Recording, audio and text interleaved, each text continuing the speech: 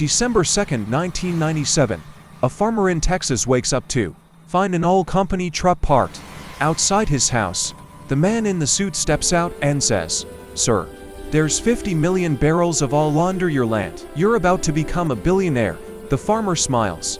His wife cries tears of joy. Their grandkids will never have to work a day in their lives. Fast forward 5 years. That same farmer is sitting in a courtroom, bankrupt, divorced, and facing jail time for fraud.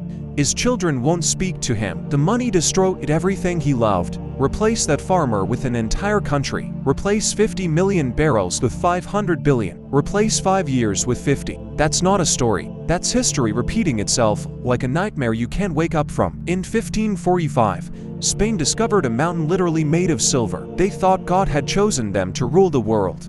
They became the richest empire on earth. And then they watched it all burn to ashes, because they learned what that Texas farmer learned, what Venezuela learned, what Saudi Arabia is learning right now, this very moment. That easy money isn't a blessing. It's a virus that eats nations from the inside out. And once it infects you, there's no cure, only collapse. This is the curse that has destroyed empires for 500 years. And it's happening again, right now.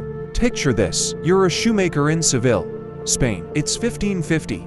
You wake up, walk to your shop, and suddenly the streets are flooded with sailors. Their pockets are bulging with silver coins. Everyone wants to buy shoes. Everyone has money. So you do what any smart businessman does. You double your prices. But here's the thing. The baker did the same thing. The landlord did the same thing. Everyone, everywhere, all at once, raised their prices. This was the first inflation crisis in modern history. Prices in Spain exploded by 400% in just one generation, but wages stayed flat.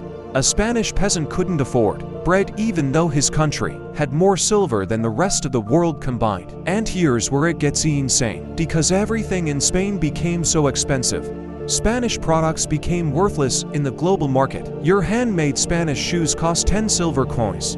But a French shoemaker could make the same shoe for 2 coins. So what did Spanish people do? They bought French shoes. Spain became a funnel. Silver would pour in from the Americas, get unloaded in massive piles, and within weeks it would flow right back out to England, France, and the Netherlands to pay for imports. Spain was doing all the hard work, enslaving miners, crossing deadly oceans, fighting pirates, just to hand the money over to their enemies. A Frenchman laughed and said, "Spain is the mouth that receives the food and chews it for the rest of Europe." Meanwhile, something even darker was happening to Spanish culture. In England and Holland, people were building factories, inventing new technologies, creating wealth. But in Spain, working became shameful. The dream wasn't to build a business. The dream was to get a government job near the money pipeline and do absolutely nothing. Spanish nobility would rather starve to death than dirty their hands with work. They polished their armor, wore fancy velvet capes, and pretended to be rich while eating scraps.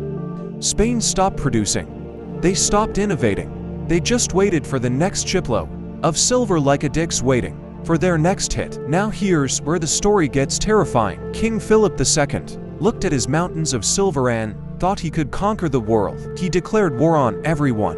The Ottomans, the French, the Dutch, the English. But wars are expensive, and because Spain had destroyed its own economy, they couldn't even make their own weapons. They had to buy gunpowder and cannons from foreign merchants. Sometimes they bought weapons from the Dutch, the very people they were fighting. Spanish silver was literally funding Spain's enemies. So Philip did what every addict does when they run out of money. He borrowed. He went to German and Italian bankers and said, "Lend me 5 million now. I'll pay you back when the treasure fleet arrives." The bankers agreed, but they charged 20, 30, sometimes 40% interest. And then the nightmare began. In 1588, Philip launched the Spanish Armada, the most expensive military operation in human history. It failed. Storms destroyed half the fleet. The investment was gone, but the debt remained. And the interest kept ticking. By the 1570s, the interest payments on Spain's debt were larger than all the tax revenue of the entire empire. Think about that. Every ounce of silver that arrived from America wasn't enough to even pay the interest. Spain defaulted on its debt in 1557, then again in 1575, then 1596, 1607, 1627, and 1647. It became a generational cycle. Borrow, crash, borrow, crash, the Spanish century die. And the countries that took Spain's silver, England and Holland, used that money to build the modern world. They funded the Industrial Revolution. They built global trade networks. They created capitalism. Spain was just the pipeline. The silver flowed through them and left them hollow. Today, we're watching the same curse play out. Venezuela had the largest oil reserves on earth. Now, people are eating from garbage dumps. Saudi Arabia is desperately trying to build a future beyond oil because they know what's coming. The curse doesn't care about your resources. It cares about what those resources do to your soul. Spain drowned in silver. They thought they were blessed, but they were just another victim of easy money. The only difference between Spain in 1600 and a lottery winner going bankrupt is the size of the checks. The pattern is always the same. Easy money breaks the connection between work and reward. And when that breaks, everything else collapses. History doesn't repeat, but it rhymes. And right now, it's rhyming again.